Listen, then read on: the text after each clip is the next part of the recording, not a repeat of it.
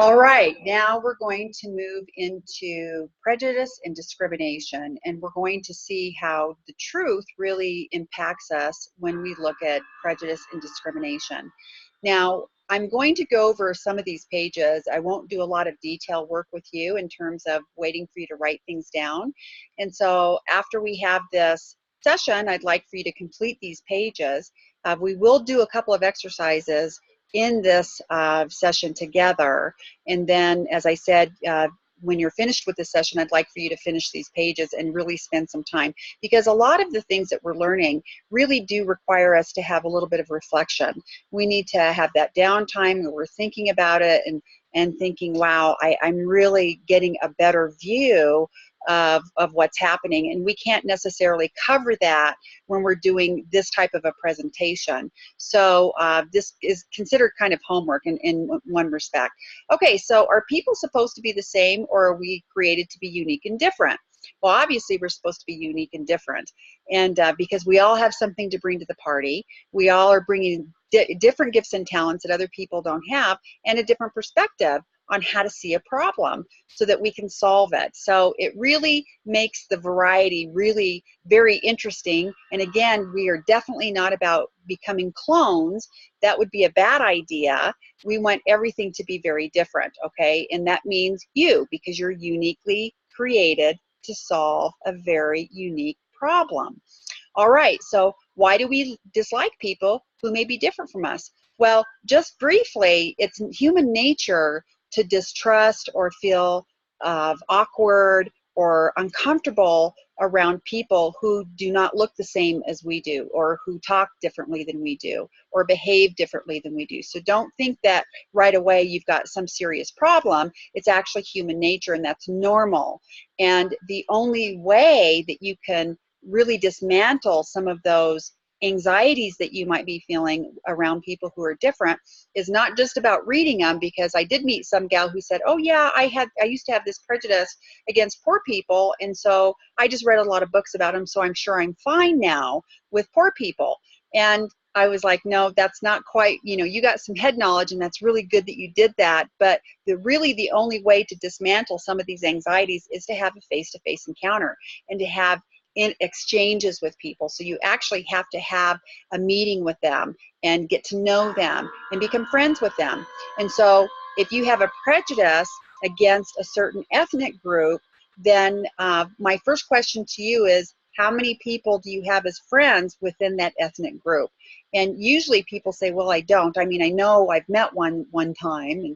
And so, but the idea is to actually get to know these people so that you can find out what your general interests are and find out what you do have in common.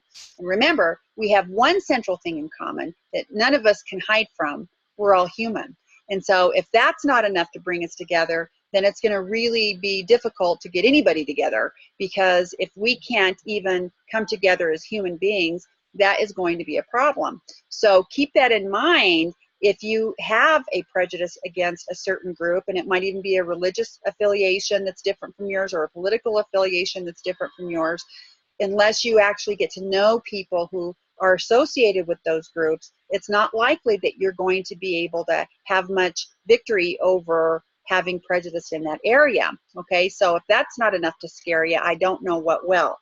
But it's good for you. Okay, all right, so what do you think the words prejudice and discrimination mean? You're going to want to write those down. Do you think it's okay to treat people using these words? And we're going to talk about these words in a little bit, but I want you to get an idea first of writing down what you think they mean.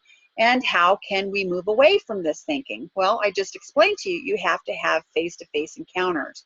All right, so prejudice and discrimination usually include the word exclusion, which means keeping out, leaving out, omitting, deleting, barring from entrance. There's no, relationship. And so when we practice prejudice or discrimination against someone, we actually are excluding them from our group. And so I want you to spend some time filling out these questions and, and apply it first to yourself. Have I excluded people from my group, and how did it make me feel? Well, let's be honest. If you've ever excluded intentionally somebody from your group, it probably made you feel powerful. And maybe part of you felt kind of guilty, but there was power attached to that, and we have to be realistic with it, that wow, I felt powerful. Maybe you were jealous of somebody and you like excluded them, and you were like, yeah, look at all the bad things that she's done or he's done, and we don't like that person. Oh my gosh, let's look at all the shortcomings they have, and did you hear what they just did? I knew it about them. And so when we're excluding people, we're actually exhibiting a form of power over them. And we have to ask ourselves the question, is that a good thing? Is that going to speak into my credibility as a human being? Does that really express to people how I value truth? Is that going to promote my purpose, or am I going to slip over into the counterfeit of purpose, which is selfish ambition? And let me tell you something, there's 99% of the world operates in selfish ambition. It's not pleasant to observe. It's not pleasant to be part of that when somebody puts it against you. And so you don't want to fall into that group, okay? Do you think that the person or people you exclude have experienced the same things that you have felt if you've ever been excluded? And I think I've jumped ahead a little bit. So the question above it, if I've been excluded, how did it make me feel? Well, probably really bad. So I want you to really describe a situation when that happened to you. And do you think that the person or people you exclude from your group actually feel the same way you do? Well, yeah, of course they do, because we're all human. All right, now let's move on to the next page. Do you ever feel compassion or sympathy for a person or people who've been excluded? I want you to describe an event and how you felt about it. Were you feeling compassionate? Did you feel bad about what happened to this person? Were you like, I feel kind of helpless, because it might once again have you look at the whole thing we talked about before with groupthink.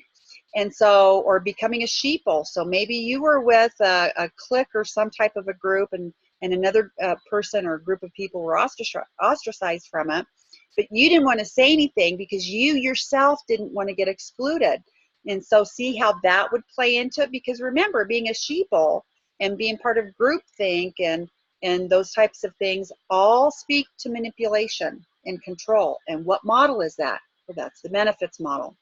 So this is why we want you to be really clear on some of these models, because you have to be able to identify which model am I in this area, and boy, do I need to get out of it if it's not the investment model.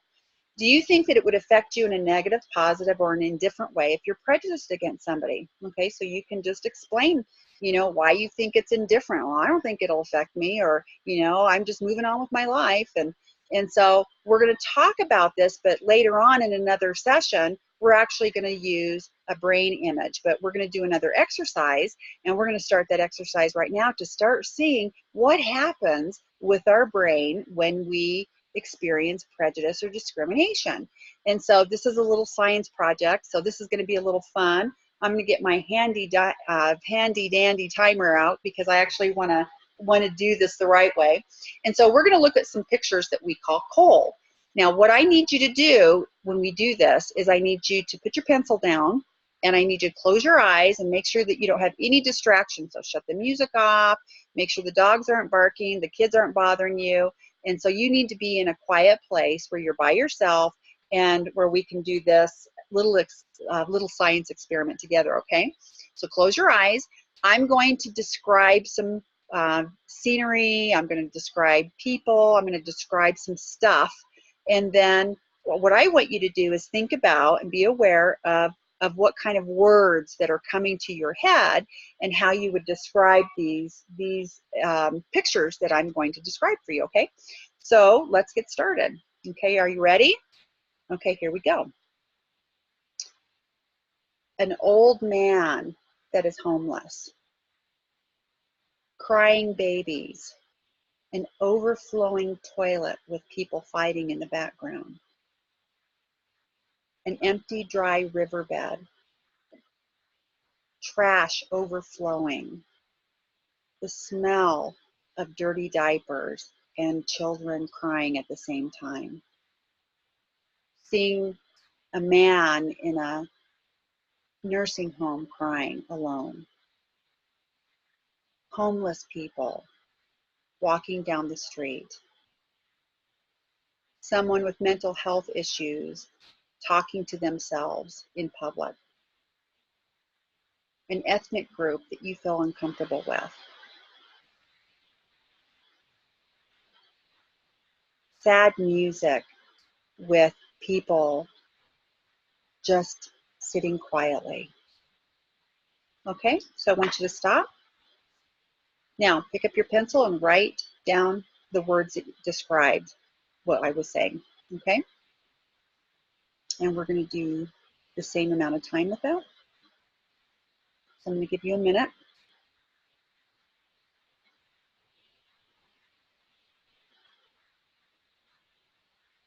It can be a lot of words, it can be just a few words.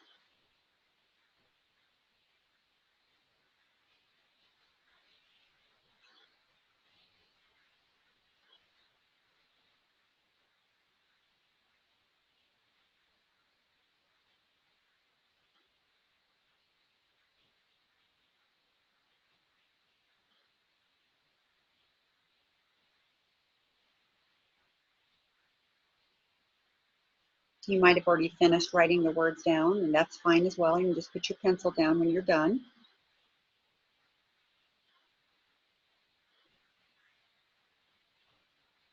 Okay, stop.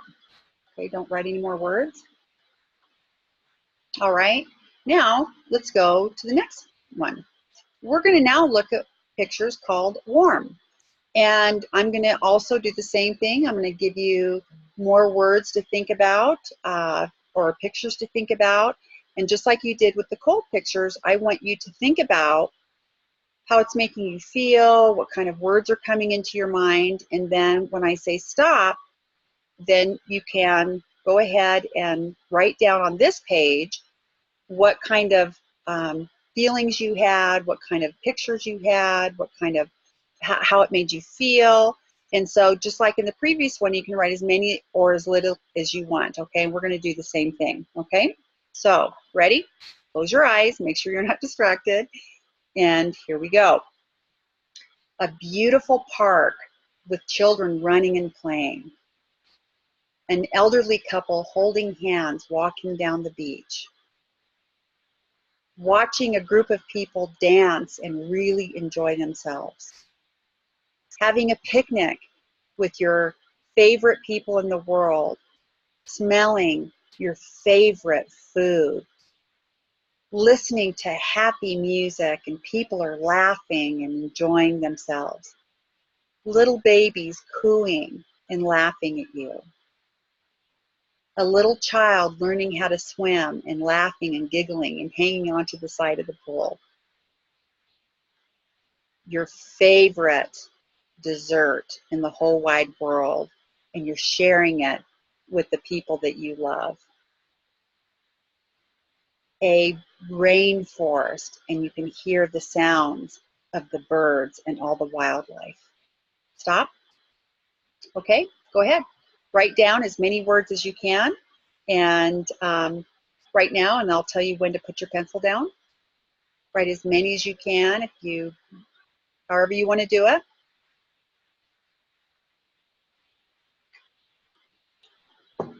You can use words to describe your feeling, the smells, anything like that.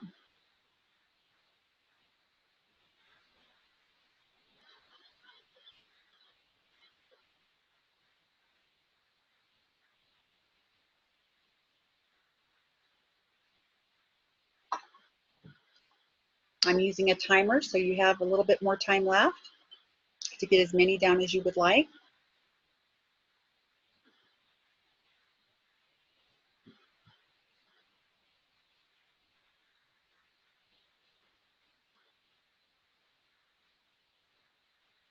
Okay, stop. Now what I'd like for you to do is I would like for you to compare the cold words with the warm words. Now, did you have more difficulty writing down words from the cold picture? So were there more words on warm than cold?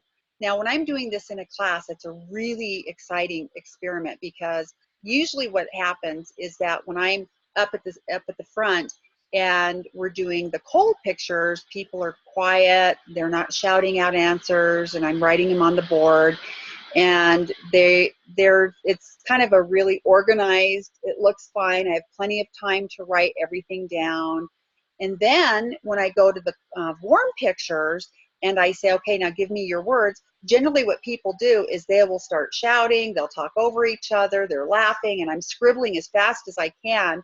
And we end up with more words in the warm than in the cold. And so if that happened to you, then what happened is your brain was actually giving you a big signal. And this is what we want to talk about. And so if you were like, oh, I wasn't really sure about what how to actually do this, then have somebody do it with you again, doing it like I did, or redo the exercise, and so that you understand exactly what the instructions are. And I bet that what you're going to discover is you have written down less words than for the cold than what you did for the warm, that you wrote different words. Now, interesting also from my perspective as a teacher, when I'm looking at the class, when I'm giving them these illustrations and I'm creating these mental pictures for them, when I'm doing the cold pictures, they're somber. You know, some of them kind of grimace a little bit, and they're like, oh, I'm not really enjoying this. And they're like, oh, just move on to the next picture, please, because I'm suffering. And if you experienced it, is because your brain was sending out signals. I'm not enjoying these pictures. Let's move on. And so if you found yourself feeling like, please move on, I'm just tired of thinking about this. In fact, I don't want to think about it. That's what was happening to your brain. It was saying, I don't want to spend a lot of time on this negative thing because I don't like what I'm seeing. I don't like this image. And so I don't want to spend any time actually looking at it. Move on. Okay. If you experience that, that's what your brain was saying. Now on the warm pictures, it was just very different. So you probably wrote down a lot more words for the warm. And it was like, oh yeah, I'm really enjoying this. And usually my students, their faces are smiling and they're like, oh, I'm getting hungry. And oh, I just want to be with my grandparents right now, or I really want to be with my friends because this is really fun. I'm enjoying this. In fact, we actually have done this before. Oh, I like this as a great memory. And you were able to write down a lot more words for that. Well, that's because your brain really wants to spend time on things that it likes. And so it's like, oh, I enjoy this. And so because I enjoy it, let's spend time here. Okay, so that's really important because in the next session, we're actually going to look at another brain image about this very exercise that we did. So was it easier to write down the words describing the warm pictures? Probably. Okay, usually that's what happens. When we see people who are different from us or things we don't like, we might exclude them from our life. Why? Because our brain is actually saying, oh, don't spend any time there. Don't even look at that picture or that person or that event because it's just, ugh, it doesn't make me feel good at all. Okay, so how are some ways that being prejudiced then could affect you? So if you're not wanting to look at something that you don't like already, how could it affect you? And so how would it affect your brain? Now, see, that's a very interesting question. And so we're going to talk about that question at the next session. So go through this exercise again. If you want to repeat it, you can do that. You can repeat it with your friends. This is a wonderful tool to show us what happens to our brain when we're actually experiencing some prejudice because we're not wanting to see something, or we don't want to participate in something that we really don't understand or we don't like. Okay, I'll see you at the next session and we'll continue.